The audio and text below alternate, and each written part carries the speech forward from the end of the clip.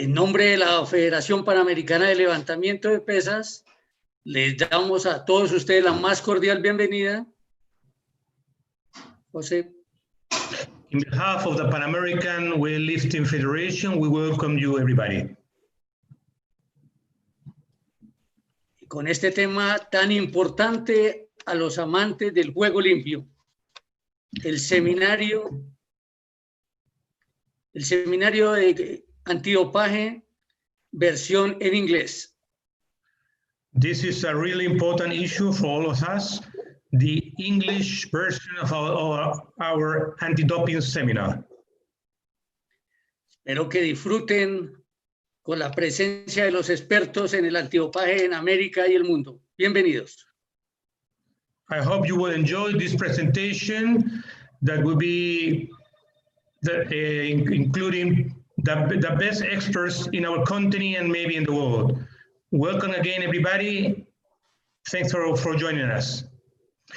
Hemos tenido las palabras del secretario general de la Federación Panamericana. We just received the words of the General Secretary of the Pan American Federation. Let me please introduce you all the presenters today. Dr. Mike Irani from England.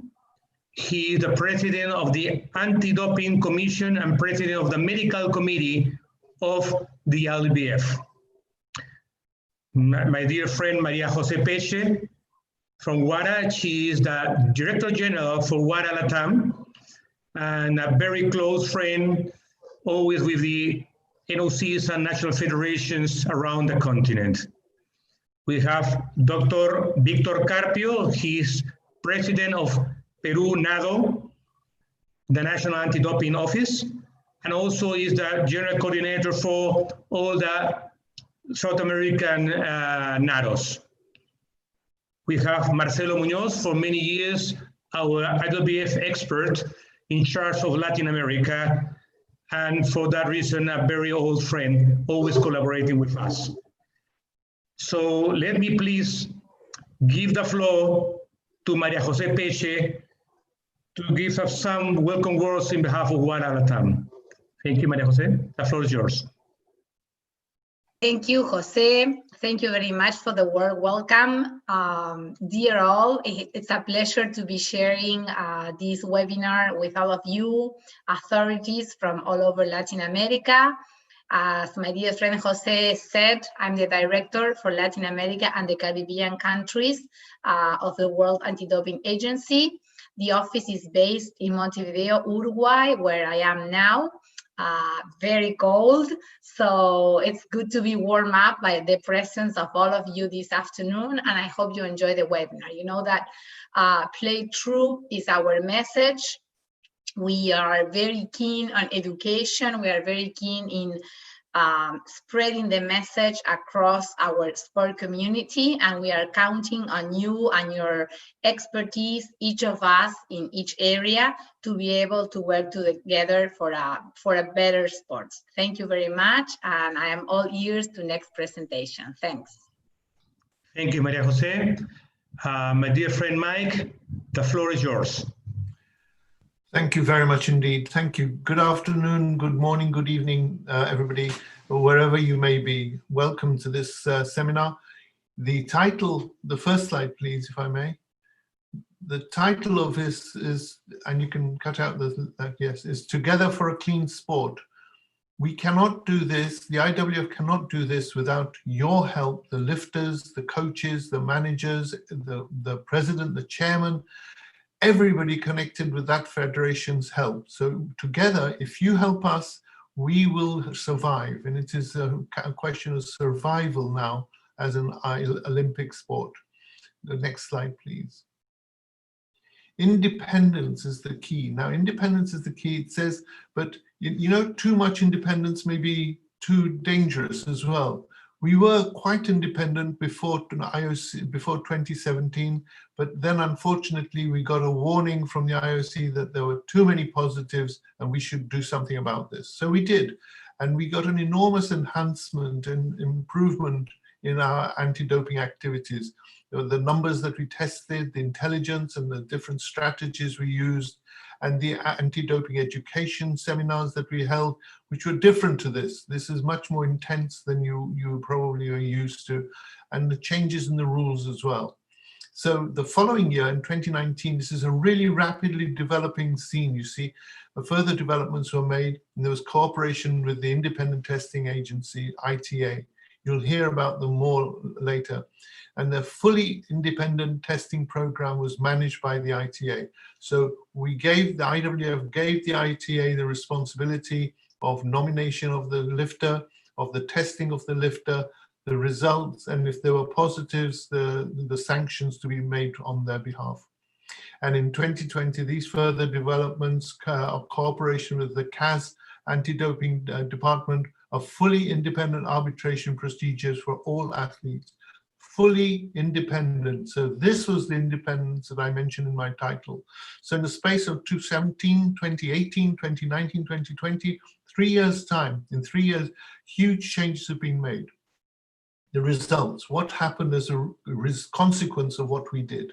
You'll see the IWF has become a role model. It's become a model where the IFs, other IFs, because of our robust program, has anti-doping program, the International Paralympic Committee and other international federation contacted us, IWF, to share the knowledge. They wanted to know what we did that made us so much better. And in 2019, the Olympic status of weightlifting was confirmed by the IOC, the International Olympic Committee, for 2024. The next review, however, is next year. Now, this is a clause, and I put it in brackets because it's so important to remember. The next review is in 2021. All athletes should have the chance to compete in an equally fair and clean environment. Remember that. If you are not cheating, then the other people must not be cheating. If you are cheating, we will catch you, and then I'm afraid you will be sanctioned. Next slide, please. So what happened? First of all, we evaluated, evaluation of the IWF anti-doping program between 2008 and 2017 showed that the member federations and the tests should be increased. The responsibility should be increased because it's your responsibility to make sure that your athletes are clean. We will help you, but if you are found to have a systemic method of doping your athletes, then we will find you, and I'm afraid you will be sanctioned. I'll talk about that later. 55 retest positives from Beijing Olympic Games and London Olympic Games. They kept the specimens and they counted back. This was 8 years, the period of time they were testing for, but they've extended that now to 10 years. And the Clean Sport Commission report showed that we were doing very badly indeed. Recognition, we wanted to have a clean house at national level. The house that you have, the federation is the house. If it is dirty, if you're taking drugs, or if you find drugs being taken, there's not enough education at the national level, then you will be, as I said, sanctioned. For sanction, the same word as punishment, remember. The necessary steps taken by the IWF were introduced in Article 12, where we have an independent panel for sanctions, and Article 16, responsibilities of the member federations. That's you lot out there. The federations are held responsible for making sure their teams are clean. Next one, please. These directions will also be monitored. We shall audit how many times did you have teaching, what were your results of your teaching, did you audit, did you find out if the knowledge was absorbed, etc. We will check on your ability to teach, and we will check on your ability of the athletes to learn from your teaching. Next one, please. So we can guarantee an independent, because the ITA will be looking after things, and transparent, because they will be telling us, and we shall be holding this information for you to take. We will let you know directly. ITA will let us, and we will let you know for athletes and their federations. We will look after you if you look after yourselves. Next one, please. All these efforts were appreciated and they were commended. So instead of the IOC blaming us and saying that we were not doing our job, the other way around. We turned it around a bit, and we want to make sure that this is all okay now. Next one, please. What's the purpose of testing? Why are we testing? Why don't we just say, you can just take what you like?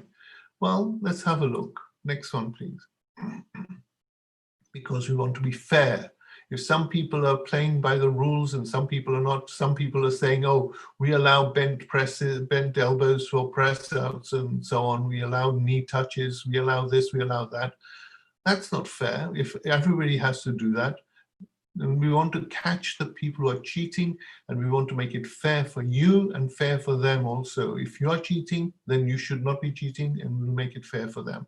But if they're cheating, we will find them, and you will be lifting in a fair, flat field. Next one, please.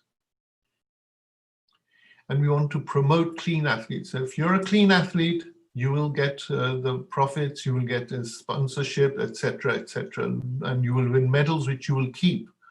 If you have a medal and and you're positive, it will be taken away from you, and I'll talk about that in a minute. Next one, please. We want to safeguard you. We want to make sure that the athletes are safe. They're not damaged, not just from their business or their profession or their lives, their reputation, which will be terribly damaged, but also their future health. The drugs that are being taken may be doing very much harm on your body for later life, and if you're a woman, particularly for childbearing, etc. So please, please, please, these are not safe drugs. That's why we are saying this as well. Next one, please. We want to protect and educate athletes of the shame of a positive test that can happen to you. The shame of the positive test. The medal will be taken away, your name will be taken off the register, you will be sanctioned, you will be banned, etc., etc. You will be fined, your federation will be fined or could be suspended. It is so, so bad. It is embarrassing to the extreme. And the national federation could be blamed, the countries will be blamed, the sport will be brought into disrepute, and we won't thank you. The other countries won't thank you for bringing us into disrepute. Next one, please. Tests don't make mistakes. Please do not think that a test is going to be wrong and your B sample will be okay. You can test it, but usually the number of B samples that are negative when A sample is positive is very slim indeed. But that's by the by. The important thing is that now we can find tiny amounts of it. And Marcelo, I hope, and Maria, I hope, may touch on this, how accurate the testing is now. Do not try to cheat the system. Don't think you will be lucky and nobody else. The only way you can cheat the system is by avoiding the test. But if you avoid the test, then that is also a sanctionable penalty. The system cannot be cheated. Thank you. Next one, please. How do the other international federations do it? Why should we do something different? Why not do what they're doing? World Athletics, the previously known as the International Athletic Federation, sanctions on member federations, but the establishment of an authorized neutral athlete. Now, this is an important thing. I want you to listen just very carefully. ANA, the authorized neutral athlete, is a very important title. If after investigation of the positive test, we find that it was not the athlete's fault, the athlete was an innocent, he was being given vitamin or she was being given vitamin pills, so-called vitamin pills, not really vitamins at all, but some terribly powerful anabolic steroid or whatever performance drug, we will say to the athlete, you are not at fault. You are doing what you were told and you couldn't help to do this. The others will be found positive and they will be penalized. And so this is the authorized neutral athlete. Next one, please. And the sanctions against member federations, establishment of an independent anti-doping tribunal, I mentioned that. This is a tribunal which has clear procedural set of rules and works in a transparent way. It will be clear for them what to do, and it will be clear for us what they have done. So we will know what they have done. and it'll be in a transparent way. So we will be able to see exactly what happened. It was a neutral judge or neutral panel, and they had nothing to do with the country or nothing to do with anybody connected with that. And we'll publish the name of the tribunal members and all the decisions. So let's learn from the other international federations, the best practices, and develop the IWF's anti-doping program. That's what we've adopted. Next one, please. There is no way back. We cannot go back. If we go back, we're out of Paris. We're out of Paris. We're out of the Olympics.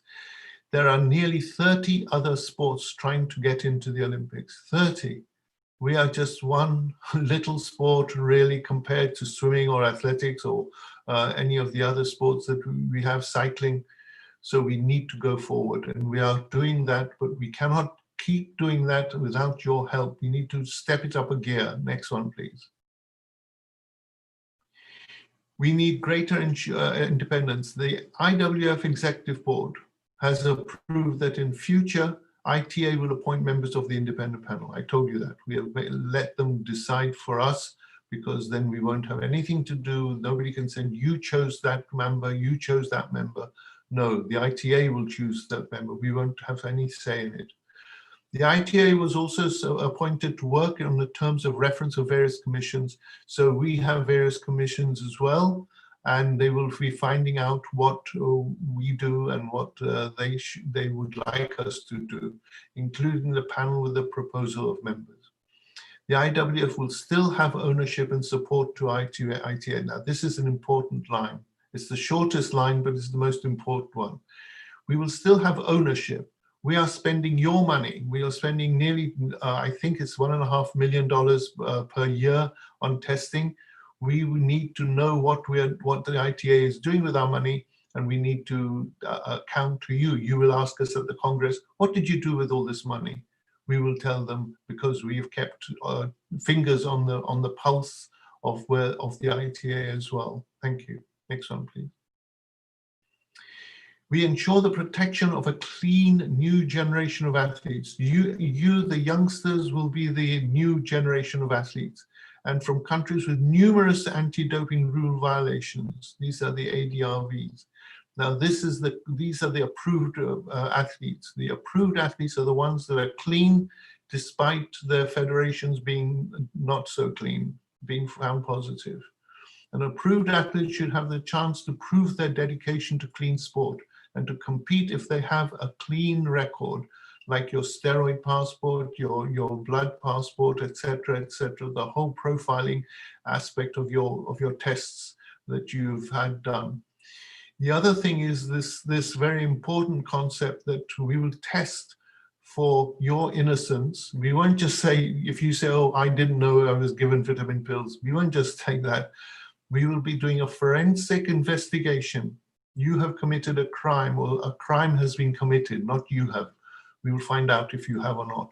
A crime has been committed, and to find out what the crime was, who did it, well, we know what it was, but who did it, we will test for. We will find that you are clean. If we find you are clean, then you will be a clean record athlete or an approved athlete. That is going to be your title. You will be allowed to lift, but your federation and whoever gave you will not be allowed to compete or perform or be associated with the federation. Next one, please. This is a point good to remember. Next one, please. Fair play. Every athlete has a right to clean sport. You are probably saying, he won the gold medal. I should have won the gold medal. The first, second, and third were all positive. So why didn't I win a medal when I was fourth? I could have won the gold medal. You have a right to a clean sport, but you can only be a clean athlete if you have been tested for it. So if you are tested, I'm afraid you have to be tested to make sure that you are clean as well. Next one, please. The IWF and the ITA will provide an equal opportunity for everyone. I told you, we are neutral, they are independent, and any athlete can be tested. We're not going to say only the ones who come in fourth or the one that come in sixth or whatever. Any athlete can be tested depending on what we find with their tests. Next one, please.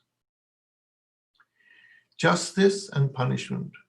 We have to be just. We have to be fair. That is fairness. Justice is fairness. What is, you've not done anything wrong, so why should you be punished? But if you have done something wrong, then I'm afraid, yes, you have to face the music. Next one, please. Every athlete caught cheating will be brought to justice and with sanction.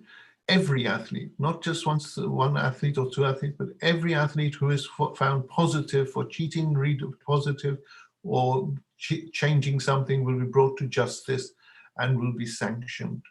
Next one, please. Cheaters will not only, so people who are found taking drugs, they're having a positive test or whatever they've done, manipulated a sample or whatever, will not only bring disrepute to themselves, but also their national federations, their country, and also to the sport of weightlifting. I told you we're in a very tricky, sticky position. We have to keep our names clean and our testing correct. And if you in your federation do it, then I'm afraid you will be punished. Next one, please. The same applies to all members of the federation, such as the coaches, the managers, chairman, president, physios, doctor. These are all grouped as what is called the entourage. So if they are all complicit, they're all doing something bad, then they will be brought to justice. And they may not be able to hold voting rights in the IWF. So in the Congress, they won't have any right to be there. They won't have any right in the commissions, or they won't be there in the committees, etc. But we have to firm this up as well. I'm afraid that fines do not always work. Fines will be imposed, they will be imposed, but they do not always work, because all you will do, good rich federations will just pay money and say, there you are, that's our sanction, finished. You know, we will compete next time. We don't want that. We don't want the positive in the first instance. We don't want you to be positive. That is the most important. And we will find you if you're positive, and that will be a shame on you. Next one, please. So I've told you a hard line on what we want to do, but we're in a very difficult position. We have to come out of this position, please, safely and happily and healthily. Let's stay clean. Let's stay together. Help us to help you. Thank you, everybody, for your attention. And please do ask me any questions that you have. Thank you very much. I'll hand you back to Jose. Thank you, my dear Mikey. Great presentations, as always, I have to say.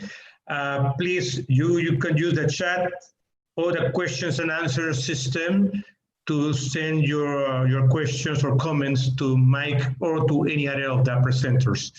Now the floor goes to Maria Jose Peche in behalf of LATAM and Caribbean countries, WADA. Thank you very much, Maria Jose, the floor is yours. Thank you, Jose. Can you see my screen there? Yep. Full screen, yes? No, not complete. Now it's complete. Thank you. That's complete. Okay. So I'm going to refer to the new code that is going, the revised code that is coming into force on January 1st, 2021.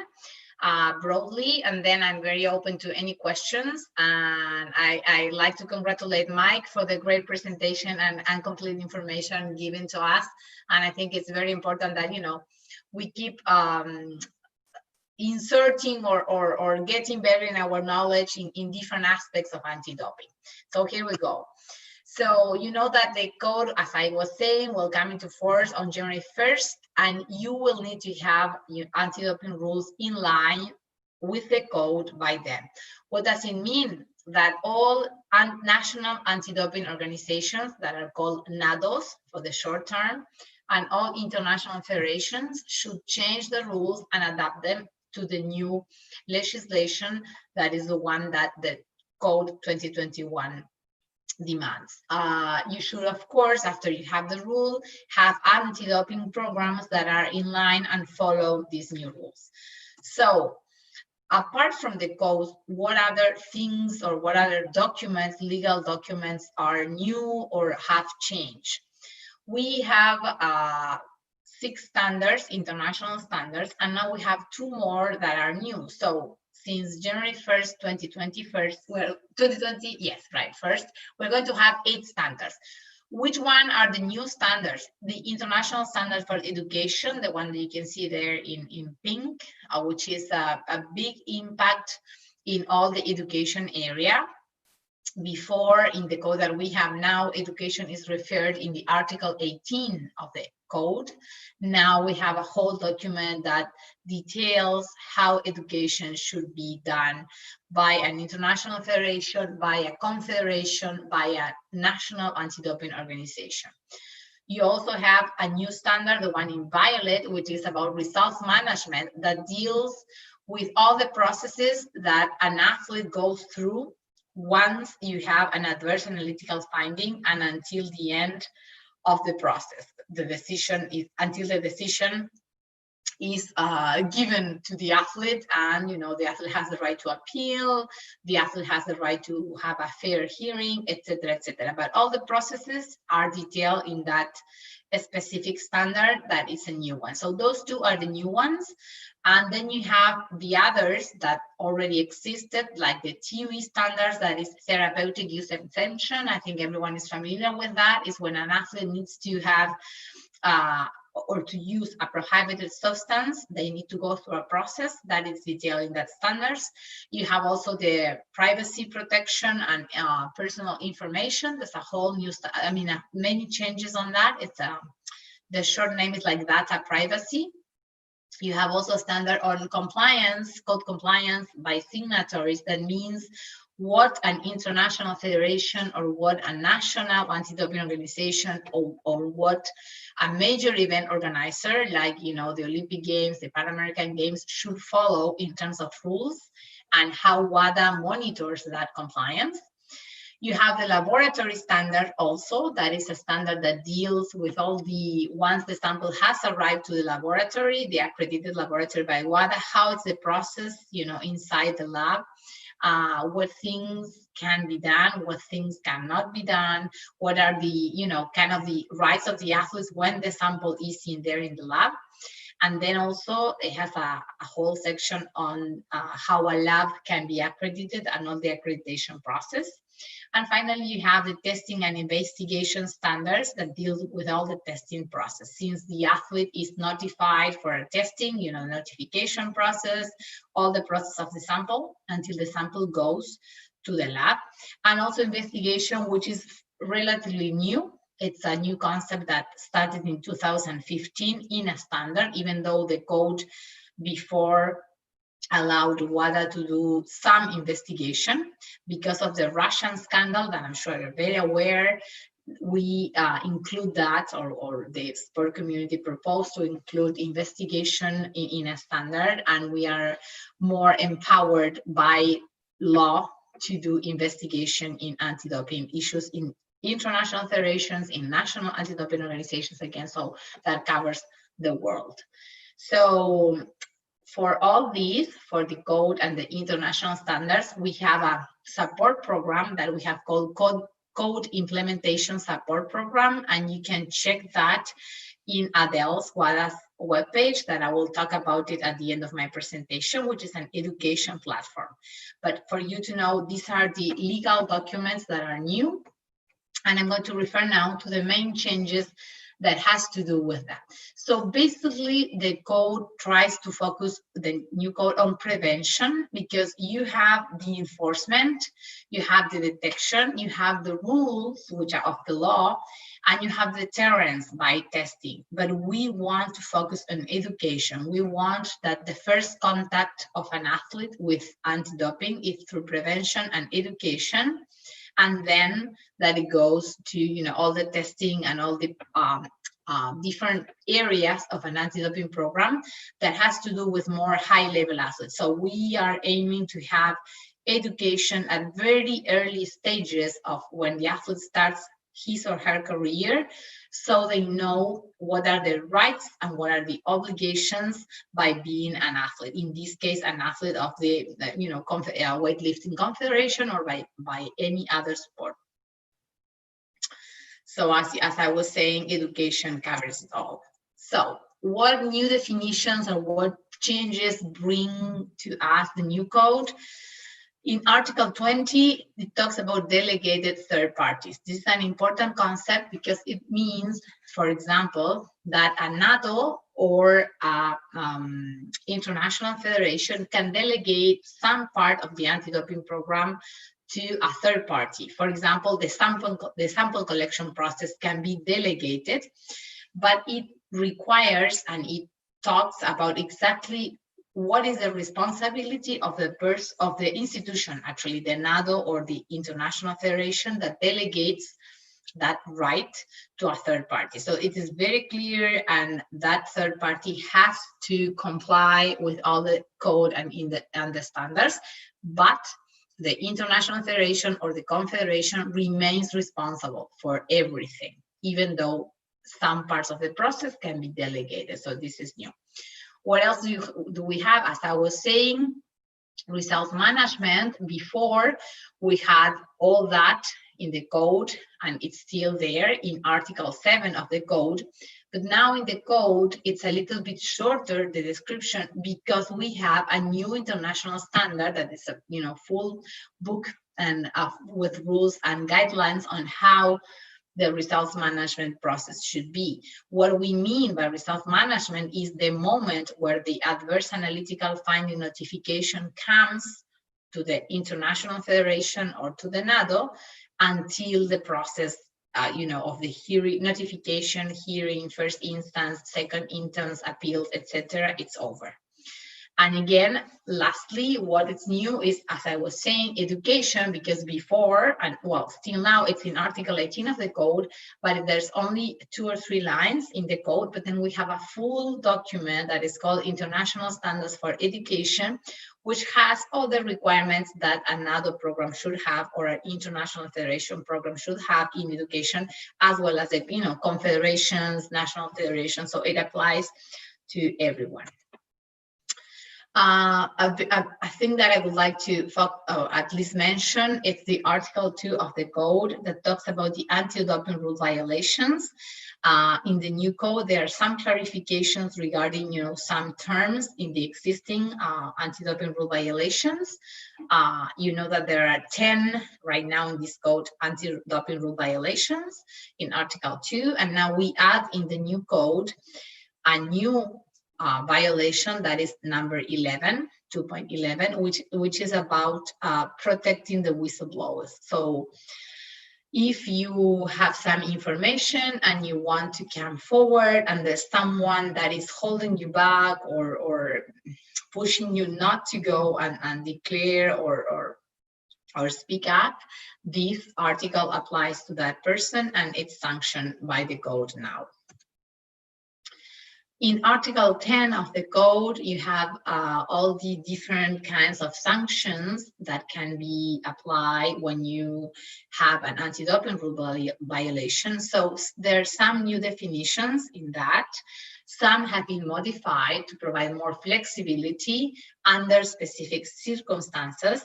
And one thing to mention, for example, is when we are dealing with protected persons or recreational athletes. And when we talk about protected persons, we are talking about minors under 18 or under 16, depending on which circumstances and what level of competition they are in.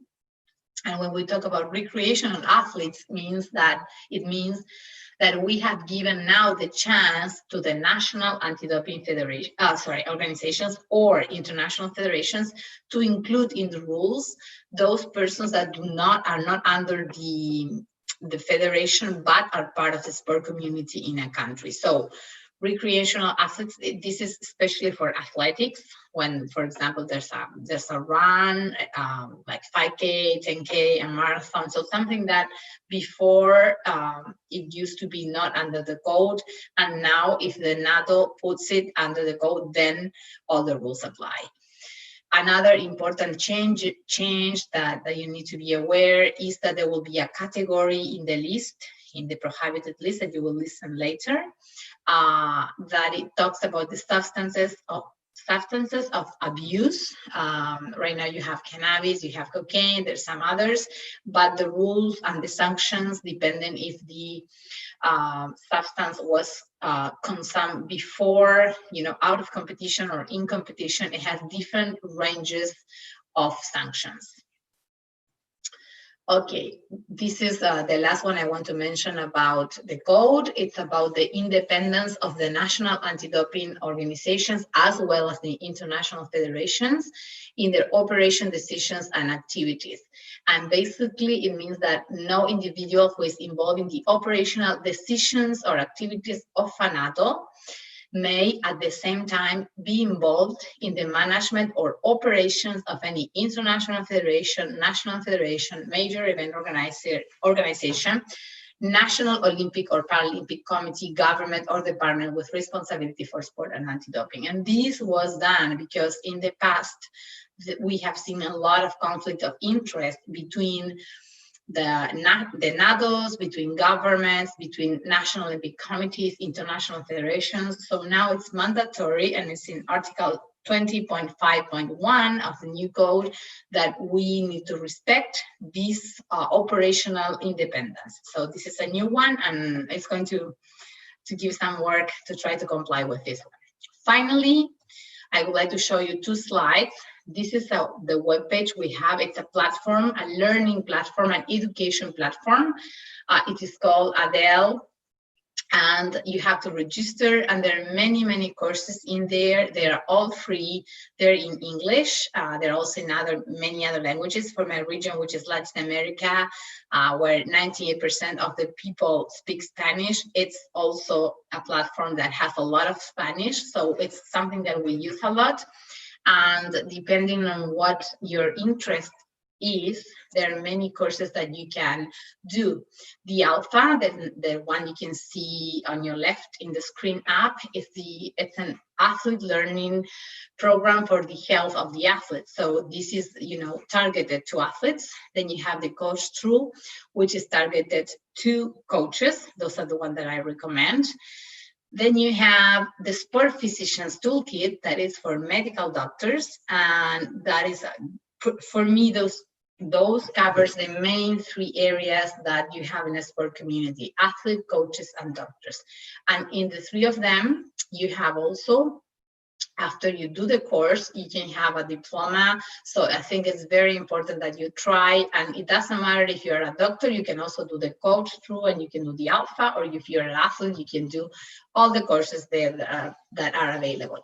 Another one that I recommend for parents is the Parents Guide, which is for parents, and it's good to be read because it talks about what are the vulnerable moments of an athlete that they are tempted to dope, and what us as parents should be looking for and paying attention to. So I think this is a very complete platform where you have online courses, and I encourage you to use it, but also to deliver this message among your sport community, whatever your role is. This is useful for everyone, and it is about, play true. It is about of knowing a little bit more of what the risks are, and I think it's very well, resourced in that platform. So I hope I have many, many new users of this platform registered under of course, the Weightlifting Confederation.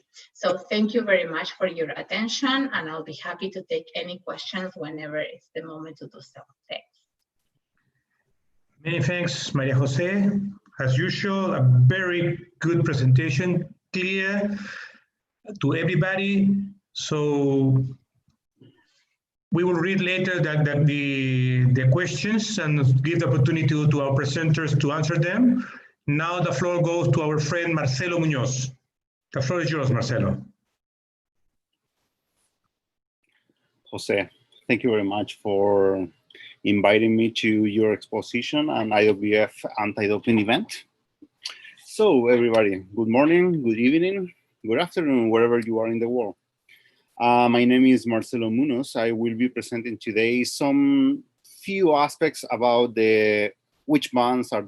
which drugs are banned on the IWF policy, how the testing is performing, performed, some history about doping in IWF, and also some remarks that I would like to share with you about what have been the consequences of doping in weightlifting. This presentation has been made in conjunction with Dr. Victor Carpio. Dr. Carpio is the General Director of the National Anti-Doping Organization of Peru and the South America Coordinator of National Anti-Doping Organizations. First, few history. Jose, can you confirm that you see the screen? Yes, Marcelo, okay. It's clear there. Okay, thank you. Okay, so some history. Back in 1988 Olympic Games, the teams from Bulgaria and Hungary sadly were tested outside of competition, and the boats team were expelled from the Olympics because the world team was tested positive. At that time, already a member of the IOC, Canadian member Dick Pound, was already recommending, okay, let's reevaluate about the weightlifting in the Olympics. Maybe it's time to pause their participation in the Olympics until they can resolve the problems. At that time, weightlifting turns into one of the international federations that punish severely about doping commissions in their sport.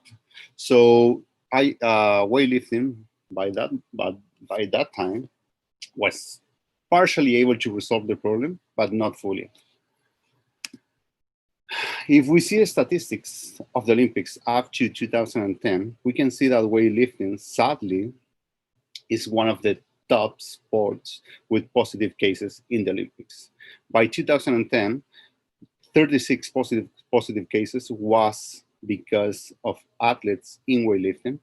And as we will see in the next slide, after the reanalysis testing of 2008 and 2012 Olympics Games, that numbers skyrocket.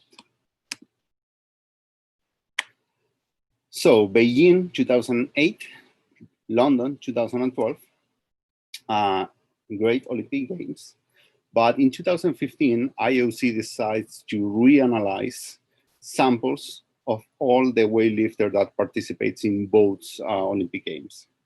Sadly, came up with a, we can say, tragic history that over 50 athletes from weightlifting were retested positive. That at the time that they were tested was negative, but at the moment that the analysis was redone on 2015 on the same samples collected on the Olympics, a huge improvement was done on the analytical techniques, especially mass spectrometry.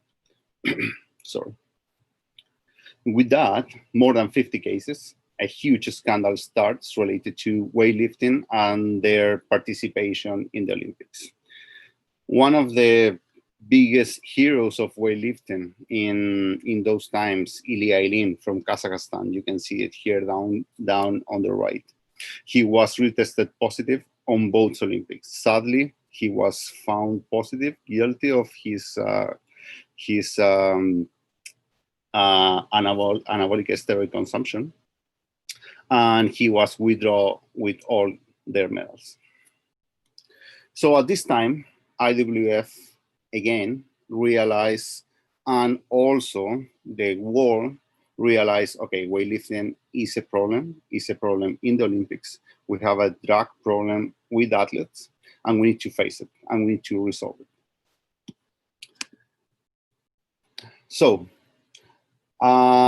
let's talk about what conditions which criteria needs to be met in order for a drug to be banned or prohibited in sports, especially in the IWF. So first, one drug can be banned if it has the potential to enhance performance in sports. Second condition, has to contravene the spirit of sport. And the third condition, has potential to adversely affect health of the athletes. That means side effects after you consume these drugs. One drug is prohibited by WADA if met two of the three conditions already mentioned. 99% of the drugs that are in the list prohibited meet the requirement highlighted in red that has a potential to adversely affect the health of the athletes. And that's the main cause why anti-doping exists. Anti-doping doesn't exist in order to punish federation, doesn't exist in order to punish athletes. Anti-doping exists because to keep athletes safe from their practice in sport. So, which drugs are totally prohibited at all times? All substances that are not allowed to be used in humans. Anabolic agents, peptide hormones, growth factors, and all related. Beta-2 agonists. I will mention a few of these because I will not detail them after. For example, beta-2 agonists are the usual ones that you use in inhalers, like salbutamol, formoterol, etc. Which other drugs are banned all times? Categories: hormones and metabolic modulators, diuretics, blood manipulation, for example, blood transfusion. That's really usually in endurance sports. Chemical or physical manipulation, for example, tampering urine samples, trying to cheat during the process of sample collection, and gen or cell doping. That so far nothing has been demonstrated, but it's a category that is expected, and in the future some athletes could use them. Which categories are totally prohibited or banned in competition? So in competition, all before drugs are completely banned, plus stimulants, narcotics, as example, morphine or all its derivatives, cannabinoids, marijuana, THC derivatives, glucocorticoids, betamethason, dexamethasone, all kind of corticosteroids, and some specific category that's not prohibited in weightlifting, but in other sports, yes, beta blockers. For example, propranolol. So if we see the statistics from WADA on the analysis of 2018, we can see here weightlifting at the bottom with 245 cases. And if we see the positive cases that came by different drug categories, we can see that the main ones, the main positives came for anabolic steroids. For the reason we will mention some quick review about it. Also, the other categories that are most positives are hormones, diuretics, and stimulants. That we will mention where show up, why people consume it, sadly, and what to be the side effects of consuming this kind of categories. Okay. So when athletes start looking around for anabolic steroids, for sure, in their young age or when they are starting their careers in weightlifting, they can be looking like this, and they are looking to be, oh, I can be stronger, I can be bigger, I can lift more weights. But sadly, when you're looking for anabolic steroids, they don't show you the sadly part that's behind. By definition, anabolic steroids are drugs that are used to enhance and improve nitrogen accumulation in the muscle cells. That means muscle growth. But it has side effects. As an example, severe acne, female virilization, gynecomastia, men boobs. That's possible side effects of anabolic steroids in the body. As an example, turinabol. Turinabol was a drug designed for anabolic purposes in the 70s and was mainly used on the 70s and 80s in a systemic doping program designed by the East Germany. What was the motto of this country? Okay, we will be a superior country showing to the world by sports. So they start a program where they start giving anabolic steroids and dope several hundreds of athletes, especially the athletes that are related to strength, in this case, weightlifting. Gerd Bonk, the guy that you see here in the photo in black and white, was considered for a really long time the king of doping. Why? He was demonstrated that he was consuming anabolic steroids for a really long time. And sadly, by 1980, he was diagnosed with severe diabetes. By 1984, for the abuse of steroids, he was in a wheelchair, sadly. Which other side effects anabolics show up in the body when you abuse of them? Brain cancer, bad breath, gut problems, heart attacks, etc., etc., etc. So sadly, when athletes are looking for anabolic steroids on internet or drug dealer or black market, for sure they are looking for some reasons or some purposes that your coach or your family member told you, but they never tell you the side effects, the dark side behind these drugs. And that's the reason why anti-doping exists, is to keep the athletes clean, healthy, and fair in competitions.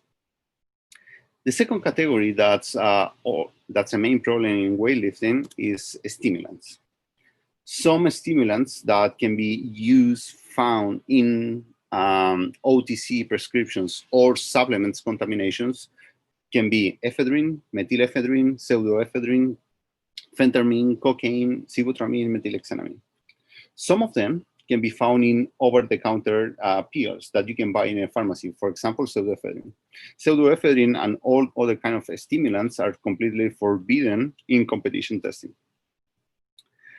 But what's the problem when you abuse of a stimulant? So when you are looking for stimulants.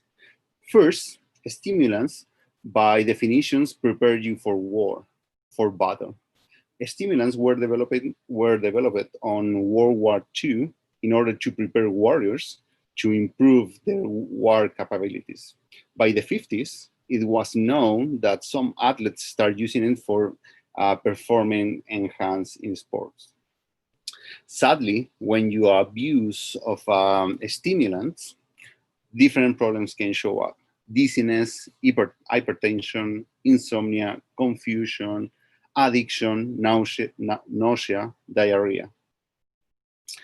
Sadly, one of the most famous players in the world, Diego Armando Maradona, soccer player, considered one of the best soccer players in the world, was found twice with stimulants in drug testing. After the second drug testing, he's banned from sport. Lucky for him, by that time, it wasn't harmonized, the drug testing, and also was not harmonized the sanction on athletes. For that reason, right now, he's a coach. If the same situation happens right now in these days, if he gave a second positive sample, for sure he will ban forever of sports without allowed to be neither a coach or referee or whatever other function he could have in sports. It has been demonstrated, sadly, too, that he's addicted to different other elements like alcohol and cocaine. So you have to think pretty well when you're trying to consume these kind of substances. Stimulants also add to a second problem of hypertension and cardiac arrest in competition. Why? When you are in competition, your adrenaline by your body production increase at least 10 to 20% over regular training. So adds up that with your stimulant and can be fatally in a cardiac arrest. Diuretics. Diuretics is another category that's found sadly in weightlifting, most because people is looking for losing weight previous a competition. Sadly, in bodybuilding sport, diuretics are widely used because it improves the shape of the muscle of how people look. I want to show you a video. I want to check here how I share this. So, if you can see the video there, you will see one of the athletes at some point falling. Diuretics, when you pee more water is coming out. Also with them is coming salts, sugar, that are mainly important for neural connection and muscle function. So when you reduce your levels of salts and sugar in the body, you start getting these problems. Imagine the same situation that you saw in the video when you have 100, 150 kilograms above you. That's insane. Okay, let's continue.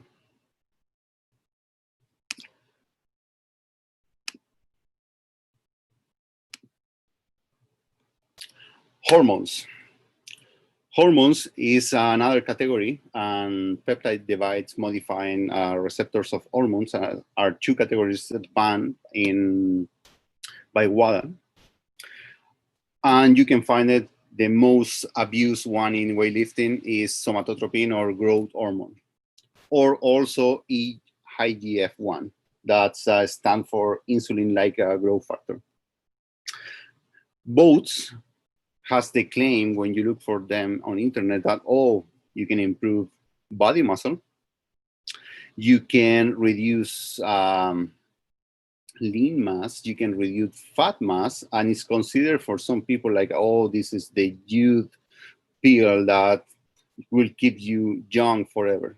Sadly, when you start injecting growth hormone to people, everything grows. That means muscle, but also bones and muscle that is not related to proper functions. For example, the heart.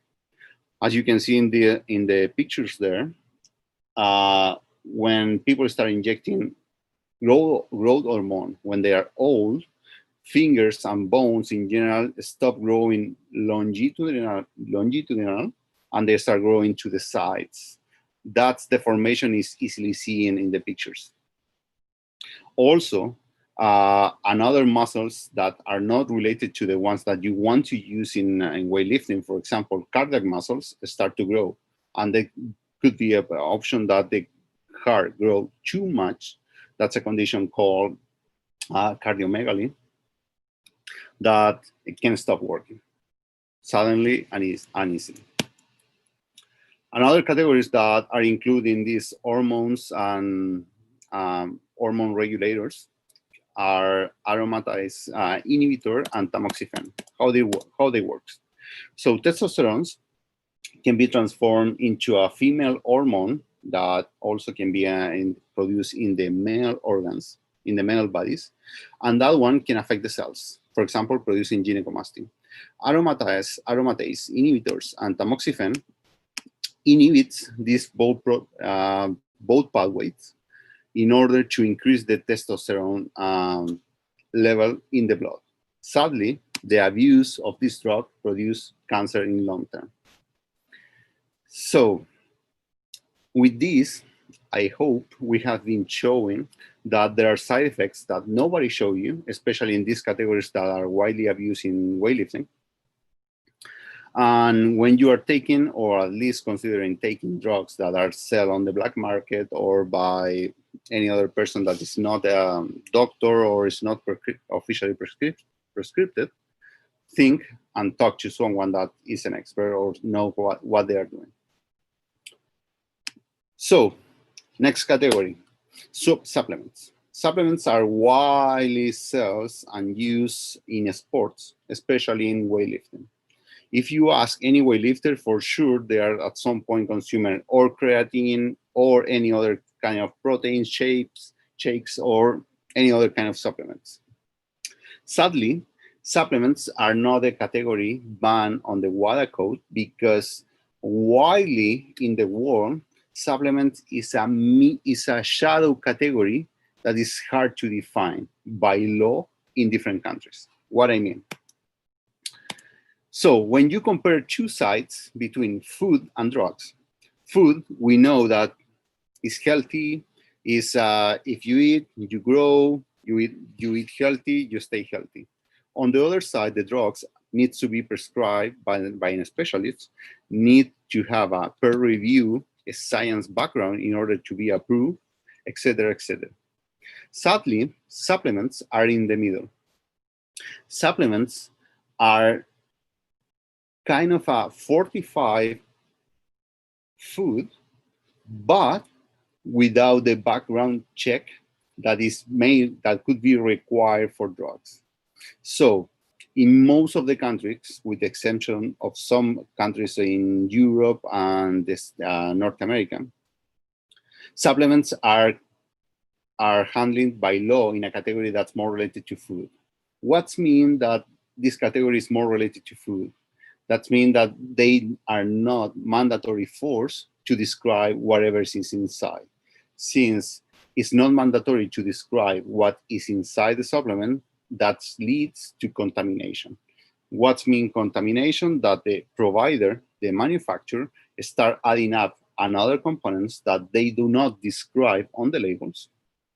So in order to have some effects that they are pretend to, but of course they don't describe it on the labels, meaning that positives are coming from athletes consuming supplements, some supplements, without advertently knowing what they are consuming.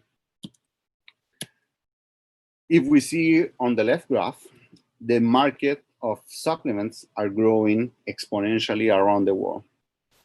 But I want to show you one example, only one example, Tribulus terrestris.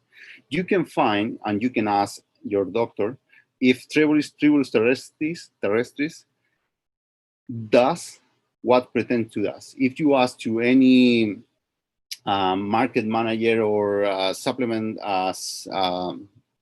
drug dealer that what Tribulus terrestris does, they will show you, oh, this improves testosterone, this that will make you more stronger. But if you start searching for different science background, if Tribulus terrestris is working, you will find at least 6 or 7 different peer review papers showing that Tribulus terrestris do nothing. So when you're taking this kind of supplements and you feel that, okay, this is working, that means that most probably it's being contaminated with another products. Regular products that weightlifters use around the world, creatine, carnitine, variety is wide. Some papers, for example, from 2000, the one that you see in the screen right now, has demonstrated, for example, this paper review over 600 supplements in the States and Europe, and they found that more than 15% of these supplements were contaminated with drugs that are banned on the WADA code. Sadly, WADA cannot forbid supplements because it's so variety around the world how supplements are dealt by law that it's hard to, by lawyers, to place this category in a ban or not ban category. Sadly, it's up to the athletes, the risk. So when they ask you if the supplements are doping, it's up to you. If you take them, if you take the supplements, you know the responsibility that maybe could be contaminated, and you can give a positive test without knowing what you are taking. So far, we have been talking about drugs, names that sometimes can be weird for some people. So if you are taking any medication, if you are related to sport, a coach or an athlete, and you don't understand what you are taking, please ask a specialist. This is really simple. Right now, in most of the countries, you have or doctors or sport doctors or national anti-doping organizations related and specialized in this kind of tasks. So for sure, you can ask if what you are consuming is allowed or is not allowed. Information, official information that you can find, World Anti-Doping Agency or IWF, just go to Google, place these names, and you will find a ton of information. And if you don't understand what you are taking, ask a specialist. That's the way to go. In the second part of this presentation, we will talk quickly about the doping control process and how it works. So in case you are going to be tested one day, you know what to do, or in case you have been tested before, you know your rights and you know what to ask when you need to ask. So in general, how the doping control process works. First, an athlete selection. The testing authority in a competition or outside of competition, in training, for example, when you're at home, etc., decide to test you. This test goes directly to the different steps in the chain of command inside the testing authority. It can be national anti-doping organizations, can be the international federation. In this case, for example, as Mike mentioned before, IWF handle all the testing to the international testing authority. That's a third party, so they decide who tests, which test, and when to test. When that information is, one athlete is required for testing, he will be notified by a doping control officer or a chaperone in case you are in a competition. After that, sample collection process will start. After the sample collection by the athlete has been sealed and secured, that sample custody come back to the testing authority. After that, going to the lab, sample analysis by the lab, and the results are coming to the testing authority, making results management and taking decisions. Sadly, in case you came adversely, results adversely positive.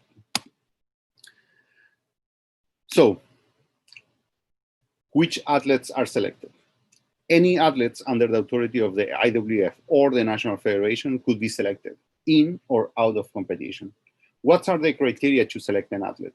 First, by results. In general, always the first, the second, and the third place in a competition is tested, but all athletes could be tested, only random, etc.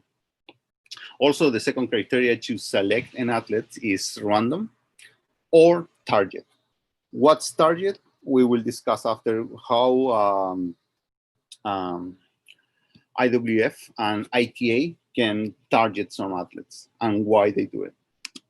Who choose the testing authority of the athlete? In this case, in case you are an international athlete and you are participating in international IWF events, IWF could test and select you for testing. In case you are a national athlete, you can be selected by your national anti-doping organization for testing. What are your rights when you have been selected for doping test? You have a right to have a representative, and if available, an interpreter in case the DCO or the chaperone speaks another language. You can require DCO or chaperone identification. Ask for additional information about the sample collection process. Minors under 18 and disability athletes has modified standard procedures that are already defined by WADA, so no concerns about that. And you can request a delay in the testing process or going to the collection room if, for example, if you are in a competition, you can request to wait to the drug testing process in case you have award ceremony, press interview. For example, this is not happening in weightlifting, but can happen, for example, in cycling when you are in track. It's more than usual that one cyclist participate in different competitions. So, for example, if you have a next competition soon, you can require to wait for drug testing while you wait until finish your next competition. You can require to wait your drug testing until you cool down, have medical assistance, or you have to go to your room to pick up your passport or identification. In case you are out of competition, for example, you are training and suddenly DCO show up, you have the right to wait, ask for waiting to finish your training, in case you need medical assistance or in case you need to pick up your identification. Really important here is to mention that since you are notified, you have to be on site of the chaperone or DCO all the time. That means if you're going to medical assistant, the DCO has to, the doping control officer has to go with you and always supervise you all the time. That happens at all age, all conditions. What are your responsibilities? You have the responsibility to remain within sight of the notifying chaperones at all times, provide a valid identification, comply with the sample collection procedures, report to the doping control station immediately upon being notified, maintain control of your sample until it's sealed. That's really important. When you are notified, first, you never can refuse. If you refuse, for sure you will get a positive doping ban. In my experience, I'm seeing this kind of excuses trying to avoid notification.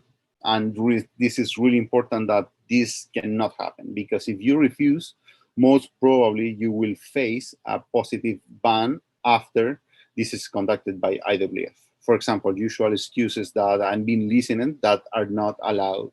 For example, I'm tired after the competition, so I don't want to do testing. That cannot be possible. You have to comply with the testing. Another excuse, last week I was tested, so I don't want to be tested again. No, you can be tested as much as the testing authority requires. My flight is in an hour, so I don't want to do the testing. That's really important, especially for managers in the federations. If you are planning to go to a place, in general, you have to take and think that your last competitor could be the last one in compete and also could be selected. So if you arrange your flight really soon or too close when the last competitors finish, you are at risk that the athlete could be selected for doping and he could miss the flight. So be careful of that. In case of women, oh, I'm in my menstruation period, so I don't want to be tested. That's not excuse. I don't want to be watched while I'm naked, so I don't want to be tested. Sorry, it's part of the process. And there is no chaperone, so I cannot be tested. You can be notified by the doping control officer directly, and he will supervise you until you give this to provide the samples and the sample is sealed. When you are in competition, you will be guided to the doping control station. In the doping control station, in general, we can check 3 different places: the waiting room, the sample processing area, and the toilet. When you arrive, you will be guided to wait in the waiting room until you are called to the sample collecting area. In the sample collecting area, you are allowed to be there with a representative and a translator if you need. And really important, you have to manage your sample until it's sealed. If you have no experience doing doping testing, doping control tests, follow the instruction of the doping control officers, because in general, they have more experience and they will explain you really well what will happen with your samples previous you seal it and after you seal it. So during the urine collection, really important, you have to have at least where your urine will touch has to be at least 3 of everything. For example, the sample collection vessel, you have to have availability of 3 urine collection vessels at least to choose. They cannot give you only one. You have to have at least 3 where you can choose. Wash your hands, super important in case, for example, weightlifters use a lot of chalk during the competition, so your hands has to be clean. And we will mention in the next slide what's going on now on pandemic times, what to do, what not to do, okay? Really important, where your urine will touch, for example, inside the beaker, don't touch inside the beaker, because that's risk that you contaminate your sample, and that can be a positive after it's analyzed. Inside the collection area, only the athlete and the doping control officer is allowed, nobody else. In case you are under 18, you are mandatory request to have a representative with you, in where the representative is supervising the collection officer, but is not watching directly the athlete. It's called a triangle position. So, as I mentioned, what to do during pandemic times. It has been mentioned by WADA, it has been recommended by WADA to have common sense. What's to have common sense?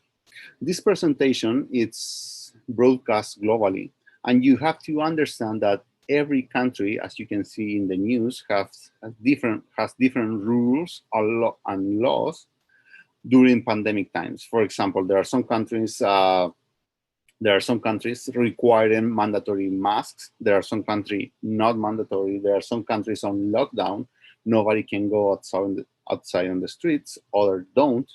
So general consent is hard to manage, but there are general common sense rules that you can follow. First, as I mentioned, each country has different rules, different laws, different implementations during the pandemic, so it's hard to harmonize this. But during mandatory lockdown, by national law, still athletes could be tested in case you have a specific permissions, whatever.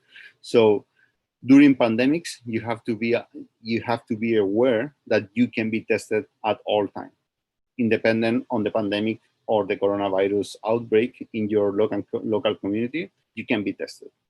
If you refuse to be tested, you can face a positive sanction on your career. In case you are infected with coronavirus, report this to your local national anti-doping organization or national federation, so everybody is aware of that.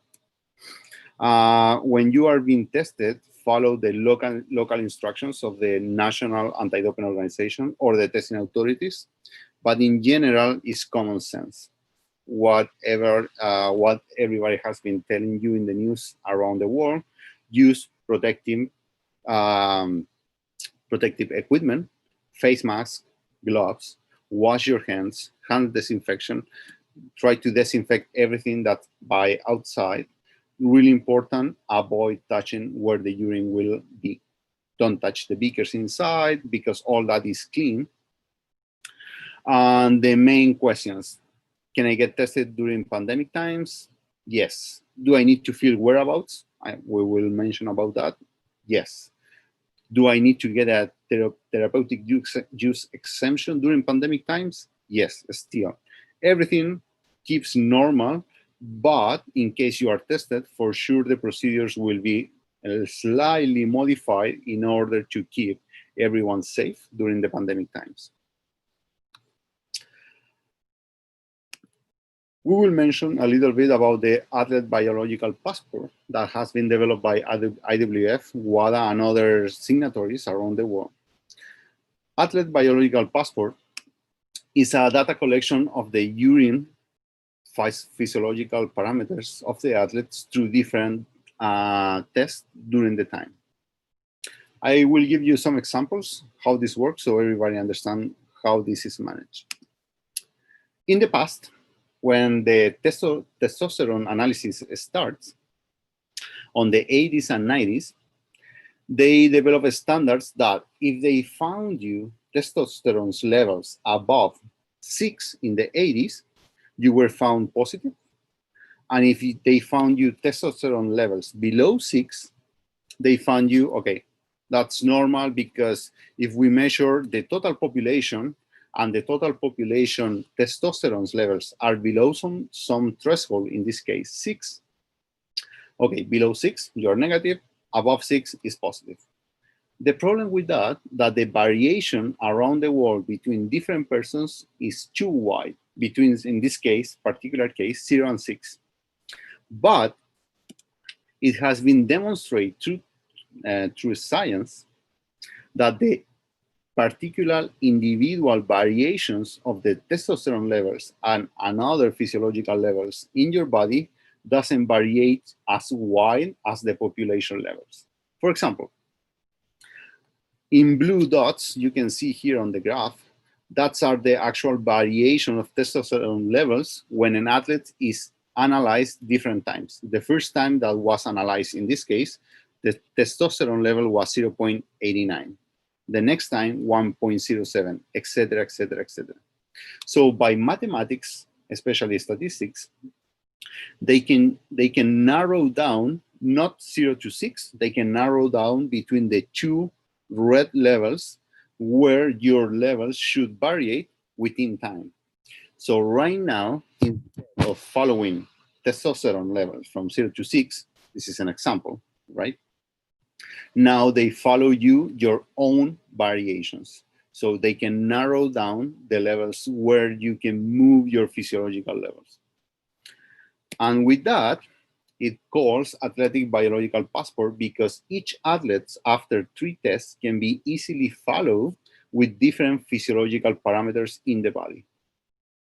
On the left, you can see 4 different parameters that are following one athlete. And most of them, after the 3rd test, that's mean 1 test, 2 tests, 3 tests, after the 4th test, they should match inside the range of their own athlete parameters.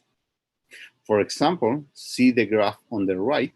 When the blue dots start moving above or below their own athletes' red levels, that means that something could happen.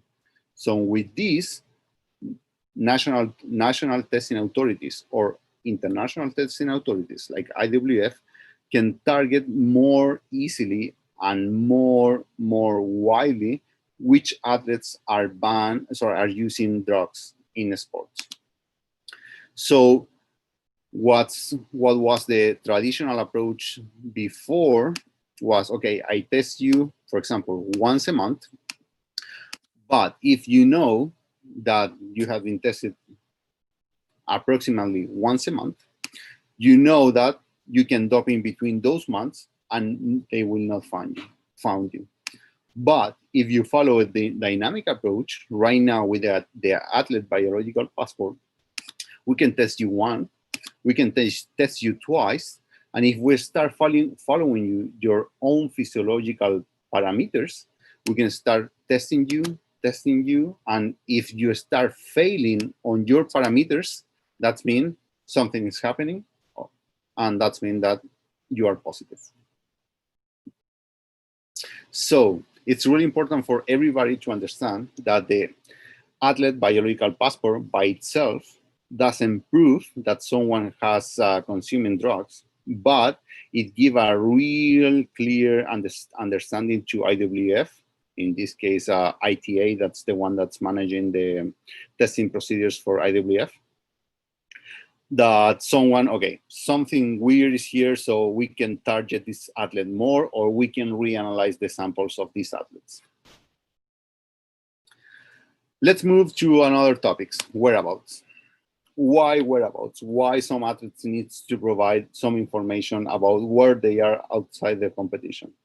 In the 80s, athletes realized that if they stop consuming drugs way before the competition, they can keep the benefits of taking drugs, but without being detecting the drugs in competition. So during the 80s and 90s, outside of competition testing starts. Right now, there is a list of international registered testing pools that are the most important athletes defined by IWF that needs to provide their whereabouts where they are daily during the whole calendar year.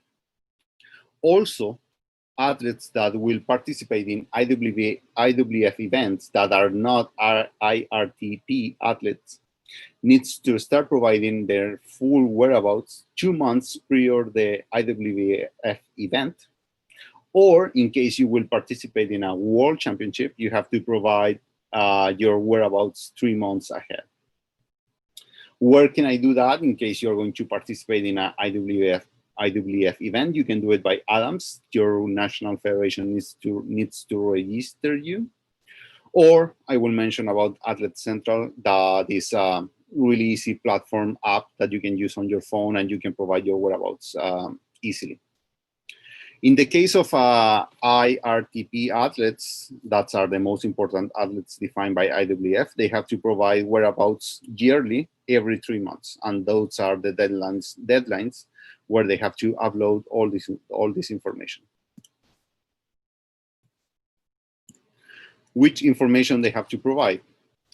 Where they are daily, they have to provide where they are sleeping. They have to provide a 60-time slot, 1 hour inside the day, where they should be available for testing. Place and training time, where it's going to be next competition, and if you're going to have travels sooner. So with that, the testing authorities can easily match and find athletes in a certain area. When you provide 1 hour time slot in order to be tested, that doesn't mean that they cannot test you outside this 1 hour slot. They can test you at any time during the day. They ask you to place that 1 hour time because if you are in that area, in that 1 hour time slot, most probably in case you move around, you won't be far. So they can easily find you around that area and any other time during the day. If you failure to comply with the whereabouts when it's required, what can be the possible sanctions?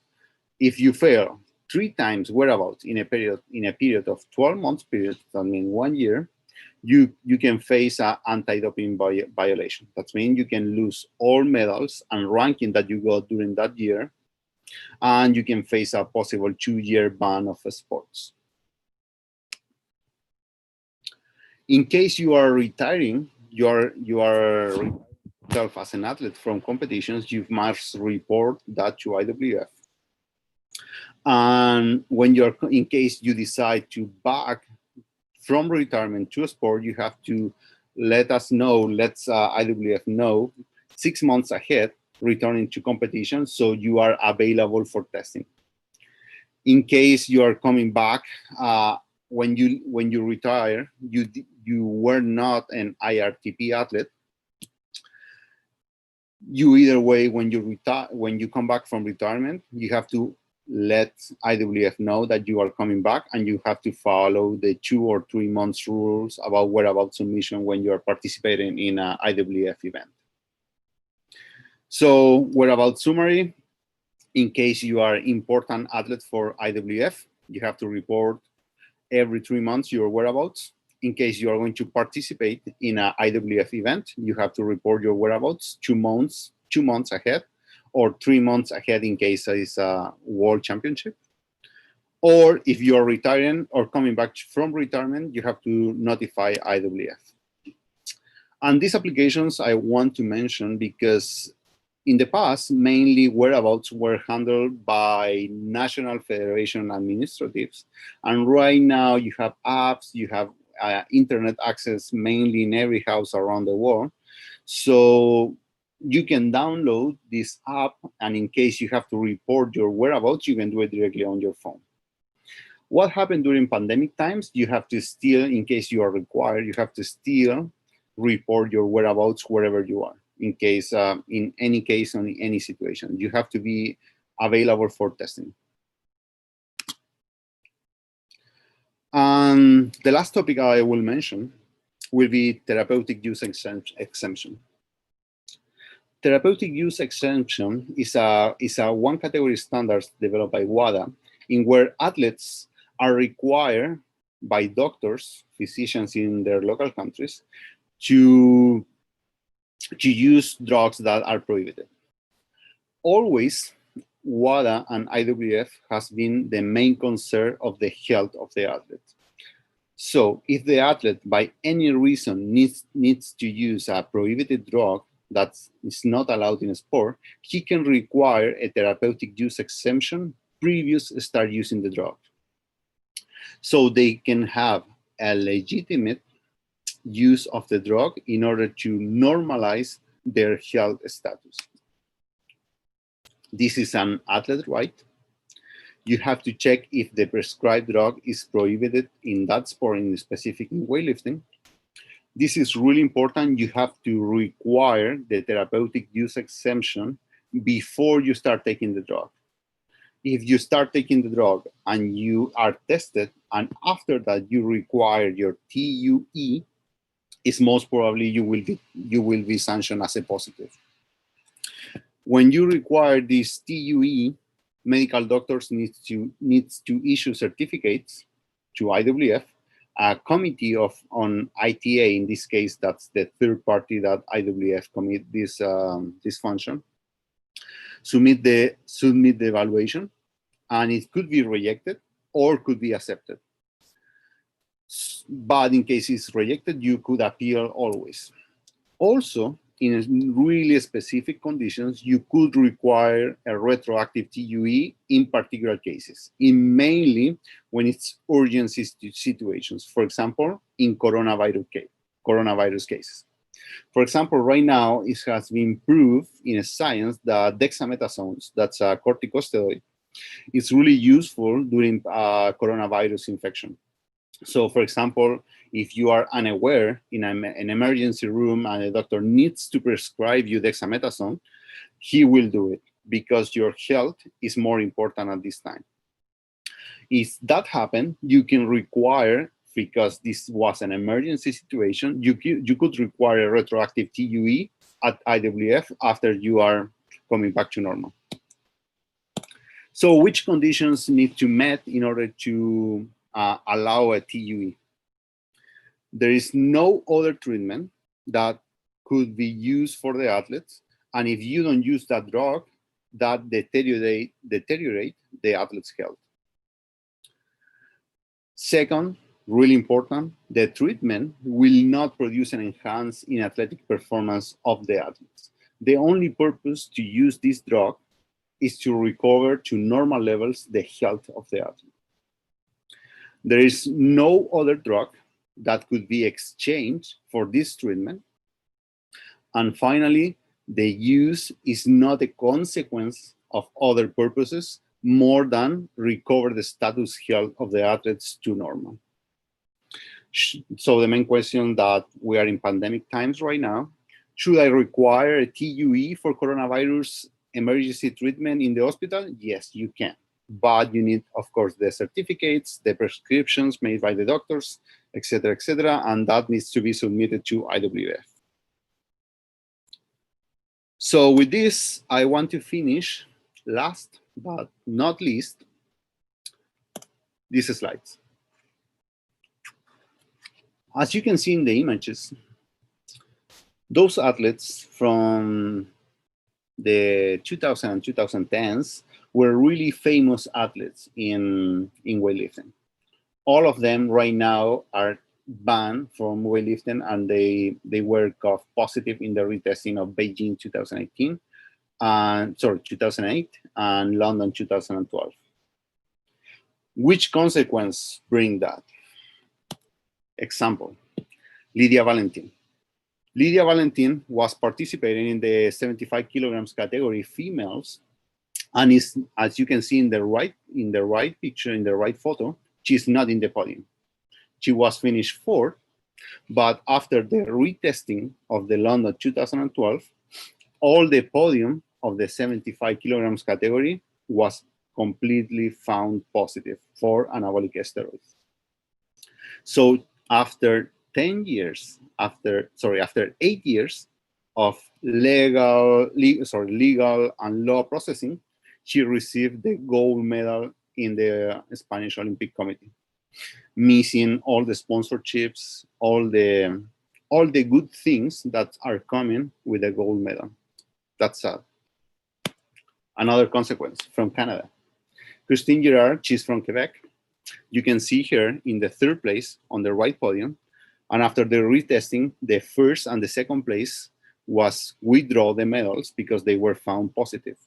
She received her medal after 7 years of legal cases, and she received the medal, missing all the good opportunities that the clean athletes should receive. For example, from Colombia, Lady Solis, in Beijing 2008, she finished fourth. After withdrawal the medal from the second and third place from retesting, she received the silver medal after 10 years in Colombia. And the last case that I want to show you, she's El Opelok. She was competing in Beijing 2008 in the category plus 75, and she's from Samoa. From those who are watching this presentation, where is Samoa? Samoa is an island in the Pacific Ocean, and if you don't know where it is, it's there. It's a really small country where developing in sports, it's hard. After Beijing 2008, she finished in fourth place. Due to the lack of funding after her results in Beijing, she retired from sports and she moved to New Zealand for new life. After 8 years, second and third place were withdrawn with their medals, and she received the silver medal after 8 years in New Zealand. Sorry, in Samoa, when she has to come back. So imagine the consequence that this has happens on weightlifting, on personal experience of athletes, that clean athletes has been disrespect about the consequence that other athletes because they want to cheat. So I want to thank you everyone for listening us. Thank you, Dr. Jose Quiñones, for the invitation, and more than open to receive any questions. Thank you. My dear friend, Marcelo, thank you again for your presentation. Very good, I have to say. I think we have answered the questions through our presenters. So I will give the floor again first to Maria Jose and then to Mikey to have some closing words. Please, Maria Jose, the floor is yours. Thank you, Jose. Thank you so much for giving me the opportunity and giving the World Anti-Doping Agency the opportunity to say something and to motivate, the sport community to be more aware of the anti-doping rules, the rights, the obligations, and basically the education and prevention. Congratulations, Mr. Mike Ariani, William, Victor, Marcelo, and Jose for organizing this. I think it's very important to be connected during these challenging times, I would say. I know it's not easy for everyone. It's a Saturday evening, so at least in Uruguay. So thank you so much for the effort. Thank you so much for the possibility, again, to be sharing this with you. And it's always a pleasure, to share and to be connected, because it's good that we do things for playthrough. I hope to see you around, and it has been a great joy being with you this afternoon. Thank you so much. Thank you, Maria Jose. Mikey, you have the closing words. Thank you very much. You can hear me? I would like to thank you, Jose, and your team for organizing this, and also William for being the host as well. All my colleagues, I thought the presentations were superb. I learned a lot because the important thing here is this. If the federations keep clean, the athletes will be clean. If the athletes are clean, they will not be positive. If they're not positive, they will not be sanctioned, and weightlifting will survive.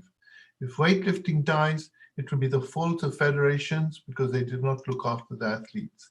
So please, weightlifters, tell your federations to keep you clean, and you have a responsibility as well, athletes, to keep clean. Stay clean, stay safe, and all the very best to you in these challenging times. Bye-bye. Thank you for watching. Thank you. Thank you, Maria Jose. Thank you, Mikey. Thank you, Marcelo. Thank you, Victor. Thank you, William, Soli. Thank you, everybody. Enjoy the weekend. Bye. Thank you. Thank you. Bye. Bye-bye.